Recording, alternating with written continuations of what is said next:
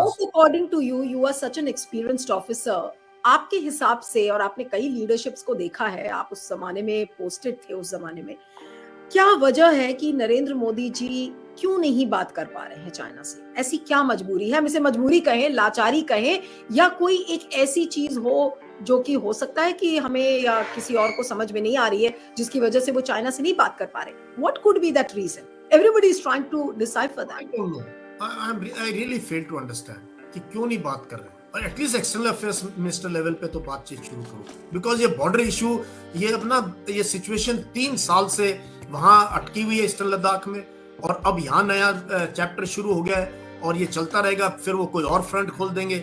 और उन्होंने बॉर्डर के ऊपर जो गांव बनाए हुए, अभी बड़ी क्लियर सिचुएशन आने लग रही है। जो गांव उन्होंने बनाए हुए हैं उनको वो स्टेजिंग एरिया के तौर पे यूज करेंगे कि फौज आएगी। रोड उनके बहुत अच्छे हैं, दे विल टेक, जो पहले जो 2-2, 3-3 दिन लगते थे माउंटेन्स में बिल्डअप करने की, जो हमारी एप्रिसिएशन थी पीएलए की, अब वो कुछ घंटों में कर सकते हैं।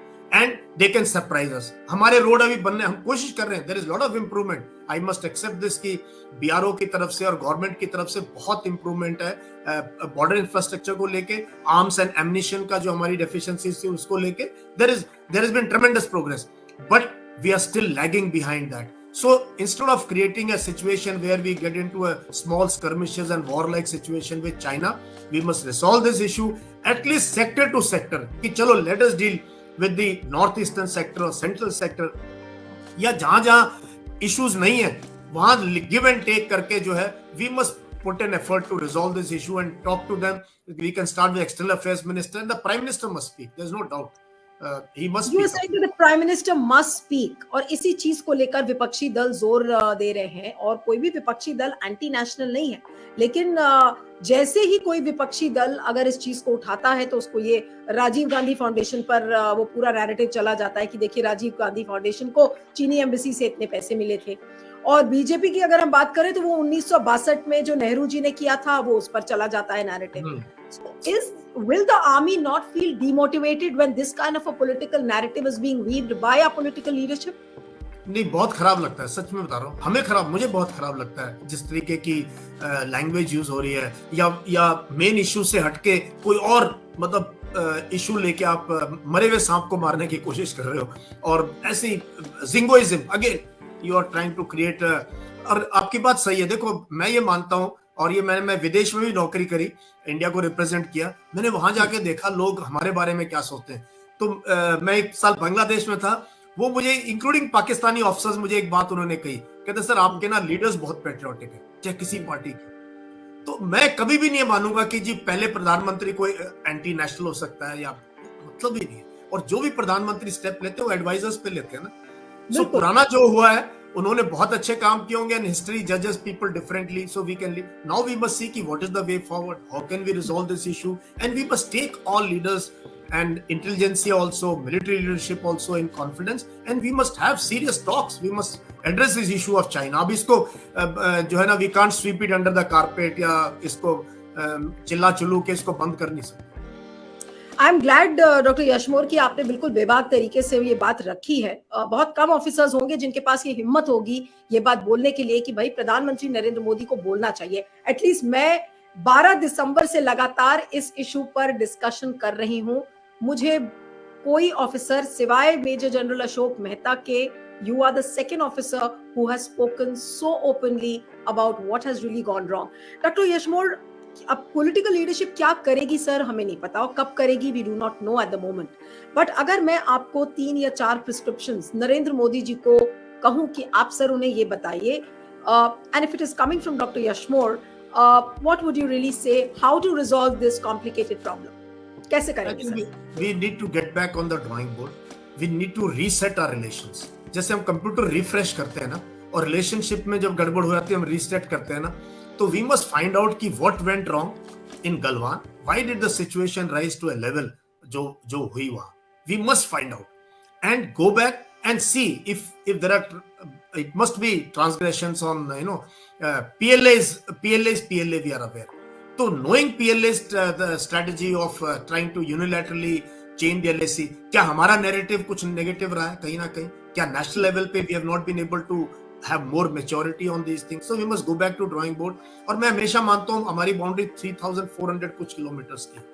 It's a very complex issue. Can we deal it, break it down? हमने यही सीखा, बड़ा मुद्दा आता है ना, उसको break it down into easier parts and then deal part wise. तो आप सेक्टर वाइज सेक्टर लो, एक एटमॉस्फेयर दोबारा क्रिएट किया जाए. जब ट्रेड इतनी अच्छी हो रही है तो बातचीत क्यों नहीं हो रही है? ये हैरानी. बात करें, take the initiative, take people in confidence, across the spectrum and start talking to China and pull back our army. We can't afford to create another line of control because देखो जो इक्विपमेंट हाई एल्टीट्यूड में जाता है ना नीलू जी, tank चले गए आपके, वो फिर वहां पे एक तो उस लेवल की मेंटेनेंस नहीं हो पाती. They need heating systems. मतलब मैंने एक आर्टिकल लिखा था 2 साल पहले कि विंटर में इन पोस्टों पे रहने का आपकी हेल्थ के ऊपर, इंडिविजुअल की और आपके इक्विपमेंट के ऊपर जो असर पड़ता है ना, वो आप अंदाजा नहीं लगा सकते. सब zero temperature. So we must safeguard our equipment ना. We are not a rich country. हम अमेरिकन तो है नहीं कि अफगानिस्तान में अपनी गाड़ियां, अपने टैंक, हेलीकॉप्टर छोड़ के जहाज पकड़ के चले गए. For us this is very important. जो भी चीज आप बता रहे हैं उनमें से कोई भी चीज एट द मोमेंट हो नहीं रही है. हमें सिर्फ ये पता चलता है कि कोर कमांडर्स की मीटिंग हो रही थी. बातचीत किस लेवल पर हो रही है ये भी नहीं पता है. और पता कैसे चलता है? अब ये जो जवान जो कि इंजर्ड हुए थे, ये तो भला हो उस रिपोर्टर का जिसने की इस चीज को उजागर किया, वरना ये बात पता भी नहीं चलती हमें. हाँ, प्रॉब्ली दिस इवेंट तो ये तो 2-3 दिन के बाद पता चली. और ये हॉस्पिटल से ही कहीं ना कहीं ये किसी रिपोर्टर ने इसको निकाला कि भाई ऐसे ऐसे कुछ झड़प हुई है, कुछ लोग एडमिट हुए हैं हॉस्पिटल्स के अंदर. सो तब जाके ये पता चला. और देखो ये लड़ाई भी ना, देखो नीलू जी, मैं सैनिक रहा हूं, मैंने कश्मीर में भी नौकरी करी और हर जगह. देखो वीर गति को प्राप्त होना ना, वी ऑल टेक प्राइड. सच में कहता हूँ, हम ये सोचते थे यार मरे तो तिरंगे में जाएं घर में. सच में कह रहा हूँ, जब यंग ऑफिसर्स थे ये थिंकिंग थी हमारी, अभी भी है. लेकिन पिटाई खाना और मतलब डंडों से फ्रैक्चर स्कल के, हाथ के, दोनों साइड से. We are finally soldiers. मतलब कैसे हम हैंडल करते थे trauma. We are okay being shot and firing and action है तो करेंगे, लड़ेंगे देश के लिए, इसीलिए भर्ती में ये यूनिफॉर्म पहनी है. बट इस टाइप के स्कर्मिशेस और ये बढ़ते जा रहे हैं. अभी पहले थोड़ी बहुत धक्का मुक्की होती थी. आपने पिटाई शब्द की बात की, मुझे याद है जब एस जयशंकर जो कि एक बहुत ही एक्सपीरियंस्ड करियर डिप्लोमैट हैं, उन्होंने ये कहा कि जो राहुल गांधी ने पिटाई शब्द का इस्तेमाल किया जवान्स के लिए, वो उन्हें नहीं करना चाहिए था. लेकिन असलियत तो ये भी है. You being an officer yourself are saying कि भाई पिट के चले आना ठीक नहीं है. राहुल गांधी ने जब ये बात कह दी थी तो उस पर बवाल मच गया. मैं सब ये कह रहा हूँ कि इस टाइप की, मतलब मिडिवल टाइप की लड़ाई, जहां दोनों जो है, एक होती है थोड़ी बहुत पुशिंग एंड शॉवलिंग. पहले इतना होता, धक्का मार दिया, उन्होंने मार दिया, फिर ऑफिसर्स ने बात कर ली, फिर ओके यार डोंट डू इट, और वापस आ गया. But to use clubs and this kind of thing, I am sure we have hit more Chinese. मुझे कोई शक नहीं है कि मतलब उनको भी बहुत चोटें आई होंगी. हम कोई we are well prepared now. ये नहीं है कि भाई हमने तो ये नैरेटिव भी गलत है कि हमारी पिटाई हुई, ऐसी बात नहीं. हमने we must have given back. Soldier to soldier we are much bigger and stronger. इसमें मुझे कोई शक नहीं. Soldier to soldier. But when I don't know how many they came, कोई 300 कह रहा है, कोई 350 कह रहा है. I have no information at all कि ग्राउंड पे क्या हुआ है. None of us have any information क्या हुआ है ग्राउंड पे. But what is coming out is that it was a pre-planned, it was a midnight action, and and we also mustered 2-3 units there. और काफी देर ये चला है, फिर resolve हो गया. I believe within 2 days it was resolved at the sector level. But I don't know what is the situation and where will be the next flashpoint. तो इसको हमने, militaries can talk to each other and create more confidence among each other, but at the national level I think the diplomats now need to step up our relations with China. And more than the diplomats, प्रधानमंत्री नरेंद्र मोदी को बात करनी चाहिए. I'm sure finally he's the Prime Minister of India and he had such wonderful relations with the Premier there, and both of them are very strong.